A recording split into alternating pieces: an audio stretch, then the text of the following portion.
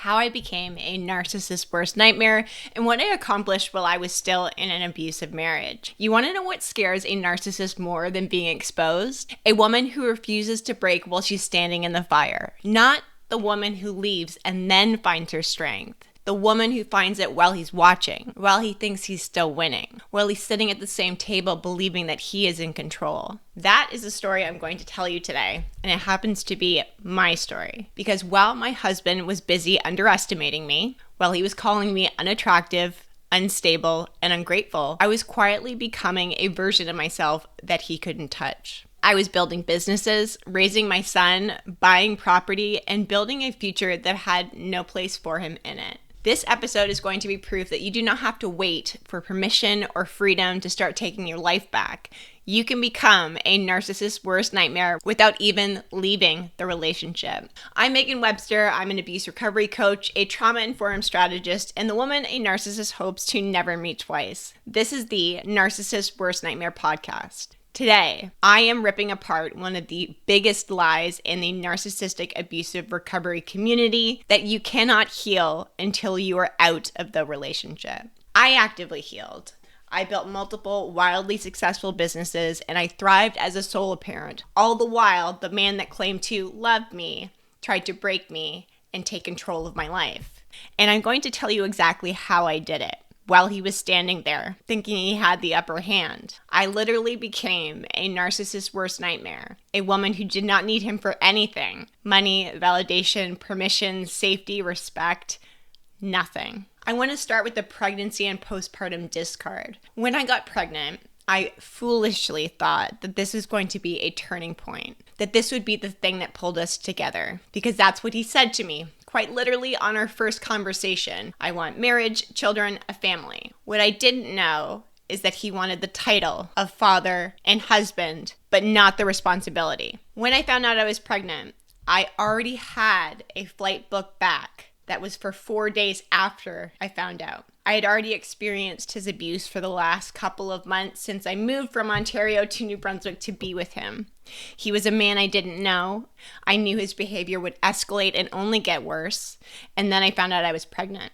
He made grand promises of commitment, how badly he wanted this. He cried with excitement, and I was fucking terrified. And nobody knew what was going on in my life. I was so embarrassed. This was my second consecutive abusive relationship. So pregnancy, shocking, was a solo sport for me, even though he was physically there in the house. My body was changing. My hormones were everywhere. I was tired. I was emotional. I was scared. And instead of stepping up, he weaponized my vulnerability. I'm going to share several conversations that him and I had in an exchange that made me know this was abuse and that I was 100% in this alone. Our sex life had stopped after I found out I was pregnant. And when I brought it up, as you would with a partner, he said to me very coldly, "You've gained weight and you're no longer attractive to me." Now that is enough of a dagger in the heart for anybody.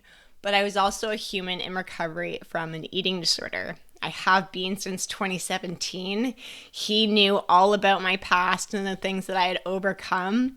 So this felt like a specific attack. And that wasn't the only one. When you are pregnant, you are more emotional than usual because of all of the hormones and changes that flood your body. His reactions to some of my upsets would be responses like, "You need to go see a doctor about your emotional breakdowns," or "Go take your medication." And he said these things with disdain. He was not having it, didn't understand it. He treated me like I was crazy. I had some physical symptoms that were above and beyond the normal pregnancy journey. And one of the things that he had said to me when I was struggling to do normal things, we had an 80-pound dog, like walking the dog. He said something to the effect of, "Tons of women work jobs and do normal things. This is biology. You were created to do this." These were not slips of the tongue. Those were precision strikes to break me down and make me believe that I was failing. I cried myself to sleep almost every single night. His life didn't change at all. He had his career, his friends, his football, his travel.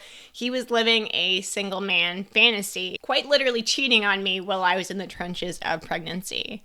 And when our son was born, big shock, nothing shifted. But you bet he posted something disgustingly sweet on social media. And postpartum, I barely remember. I had physical complications, a dislocated shoulder, diastasis recti, a 3rd-degree tear. I had never been in that much pain in my life, and as a sober human, I do not take pain medication. So between his brutal verbal attacks and the lack of compassion is what really should have broke me. He called parenting things like babysitting. I had to ask permission to take a shower. He never once got up in the night. He never really engaged with our son. I solo parented while he played house for the optics of the illusion in this fantasy world that he thought that he lived in.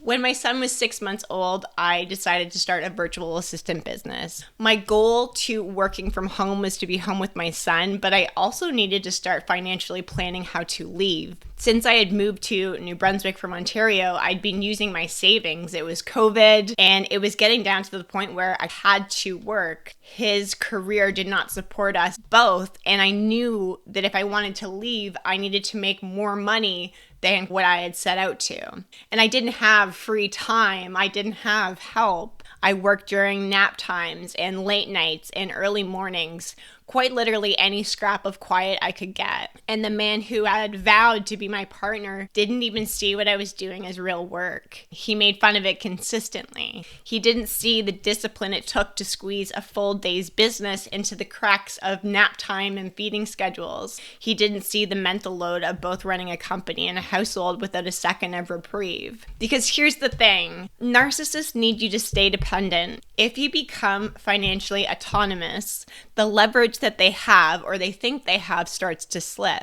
So he made a lot of rules to try and choke my progress. I built that business to 6 figures with Hunter by my side, quite literally having him on Zoom calls. And all the while, my ex-husband barely acknowledged what I was doing. By the time I had pivoted into business coaching, I had Hunter with me full time. It was almost rare to see my ex-husband.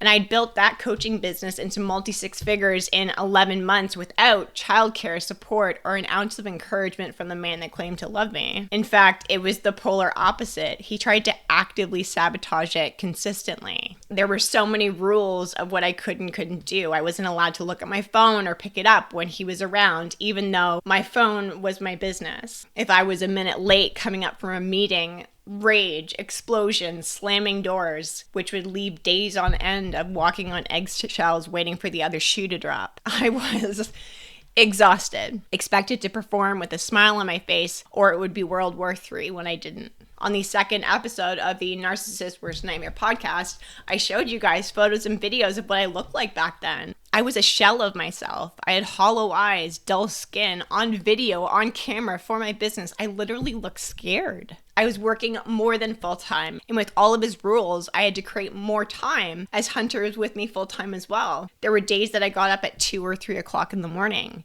and I was required to do everything, cooking, cleaning, parenting, and at the time we had our dog, Merv, and run my business. But I kept going. I learned to work in silence. I learned to protect my perspective and my vision just like I did with my newborn. And I didn't let him see the wins. There were several moments where I was so excited to share something with him. And I would do it and it would be like instant regret. I remember talking to him about a client who had paid me 4 figures in full, and I ran upstairs to share it with them, and he wouldn't even look up from his phone. I knew it came from jealousy, from rage, from control, but it made me feel so small and unimportant that I learned to live without him. I learned to celebrate everything to myself in private. There's a lot of moments in an abusive marriage where the power balance shifts and the abuser doesn't notice it right away. For me, that moment came the day I realized I could afford anything that I wanted in my life without him. Money is freedom. I don't care who wants to argue with me against that. And once I had it, once I started stacking that, he couldn't take that from me. I also did not tell him. I bought a house, not with his help, not with his blessing, but my own money. I traveled to 10 or 11 provinces for work, a couple of cities in Mexico, giving myself an opportunity to meet some of my clients in real life that were my lifeline. I don't think a lot of people understood how much my business meant to me. It was my connection, collaboration, understanding, sharing. It's why I love marketing. It's why I love social media. It put me in touch with so many incredible people, and a lot of them wind up being like very close friends. But the part that made it dangerous to him is I didn't flaunt any of it. I didn't announce it. I didn't give him the chance to spin it into a fight or a guilt trip. I very silently got stronger until the life I was building no longer needed him to exist. Being a narcissist's worst nightmare is not your anger. It's your indifference. It's your ability to move forward so completely that their opinions actually stop mattering. And that's where I was. There's a lot of truth about healing in the fire because people love to say things like your environment affects you. Who says? You can't heal until you leave. Bullshit. That's like telling someone drowning to wait until they hit shore to start swimming. You start the second you realize you're drowning in the water. Healing in the abuse isn't peaceful. It's stealth. It's hiding pieces of yourself like contraband so it can't be destroyed. I became two versions of myself. The one he could see and the one I was becoming. And here's the secret. The longer I stayed, the more the hidden me became the real me. The more I built her up behind closed doors and on social media and in my business, the less power he had over the version of me that he thought he controlled. So when I finally left, I wasn't crawling out. I was not in crisis. I did not need a single fucking thing. I walked out with my head held high because I had already been standing tall for years. People will tell you, you have to get out to start healing. I am living proof that's not true. Do not mistake what I'm saying here. Yes, leaving is ideal. Yes, your safety matters. But waiting until you've escaped to start reclaiming yourself is like waiting until you're not thirsty anymore to start drinking water. You need to start now, in the middle of the mess, because that's how you create your own strength and your own evidence you rely on when you finally walk out. Healing in the fire looks different. I teach you how to do this inside of Reinvent, Rebuild, and Redeem. Everyone's situation is different, and it should be treated as such. For me, it was seeing a therapist under the guise of running errands. It was setting meetings at mealtime to create space so I didn't have to be around him more often than I had to. It was creating self-safety within myself, no matter what was said or done, to become something that was untouchable. It was mastering my self-control of my own emotions, practicing acceptance, knowing what I could and could not change, and surrendering. It was hiding evidence of income and conversations with lawyers, finding little pockets of joy and leaning into them like oxygen. A big part of it for me was reconnecting with myself at the soul level so I could start untangling the lies and the manipulation and the gaslighting and the abuse. I often went for really long walks with my son. I chose to do normal things that were undetectable just to have some peace. For me, building my business, traveling, connecting with like-minded women who saw me for the real me, not the one I had to hide, not the broken version he worked so hard to try to convince me that I was. Every small act of protection was like a little stitch in armor that I was building. And once that armor was in place, he could not touch me emotionally no matter what he tried. A lot of people ask me how I protected myself while still living there. I want to very clearly explain there was no physical abuse done to me in this marriage. It was emotional, it was financial. Surviving abuse while living with your abuser is not luck, it's strategy. I built a fortress, piece by piece, and I never once let him see the full picture. In my membership, I teach you the range method, which is the polar opposite of the gray rock method, which is very dangerous for people who are experiencing physical abuse. I learned how to control information and my emotions, like my life depended on it, because it did. He didn't know my passwords, my client list, the real timelines of my trips. I became fluent in giving enough detail to keep him at bay without asking more questions and then changing the subject before the suspicion would start. I stopped giving him the reactions he really wanted. He would try and bait me with comments. Why are you dressed like that?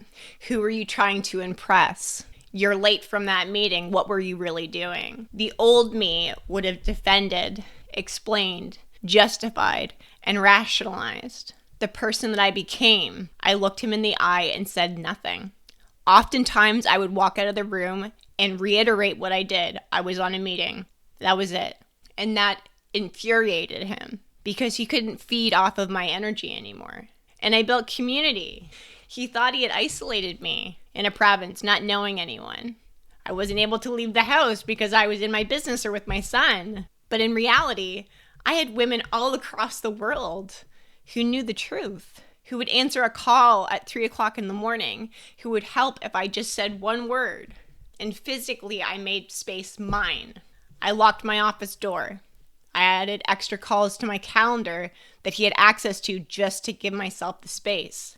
All of my flights were booked non-refundable, so there was no discussion about me changing that. I claimed time and I guarded it like my survival depended on it, because it did.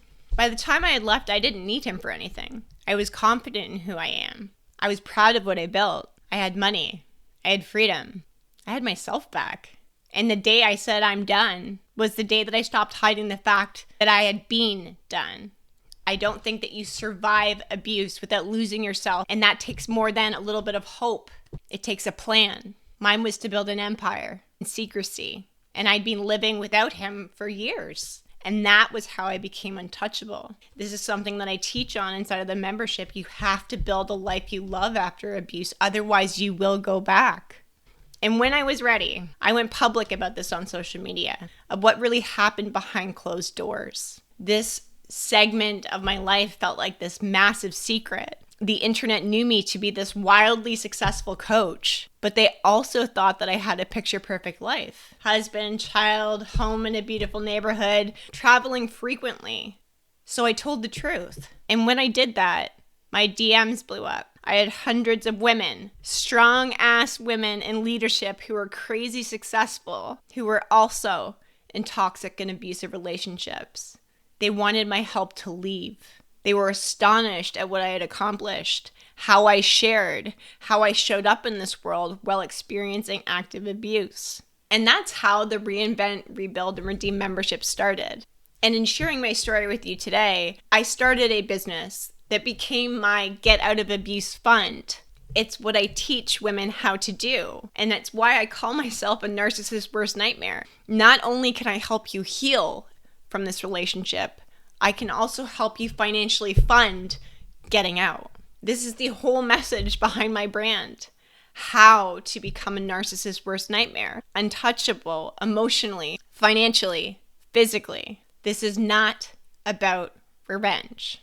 It's about you understanding that you have power right now to decide you are done. In our community, you will learn how to untangle what has happened to you in your relationship to really see the truth of what it is. And then, and only then, do we start making you an exit plan. You will learn how to leave and love yourself in the process, how to be fiercely committed to protecting your perspective, how to set boundaries and guard your mental and physical well-being, to feel love deeply and wholly for who you are as you are right now until you can love and support yourself. You do not need to survive this alone. You have already done that while you've been experiencing abuse. Healing happens with co-regulation, with women who choose healing, truth, autonomy, freedom. This is why Reinvent, Rebuild, and Redeem membership exists. Because there is life after abuse. All of these things that you want, love, validation, safety, protection, transparency. I'm going to teach you how to give that to yourself first so you can live a full life on your terms, unattached to anyone or anything. And this will raise your standards of what you do and do not accept in your life, in your relationships moving forward. So to every woman listening who has been told she has to wait before she can start living again, I want you to hear me say this. You can become the narcissist's worst nightmare starting right now. You do not have to wait for the escape to start your transformation. I'm going to teach you how to protect yourself, reclaim your power, and start rebuilding a life you love in your next chapter, even if you are in the middle of abuse. Because if I could do it with a newborn, a controlling husband, and zero support, I know that you can too. This is the Narcissist Worst Nightmare podcast. And remember, your comeback starts the second you decide to take your power back.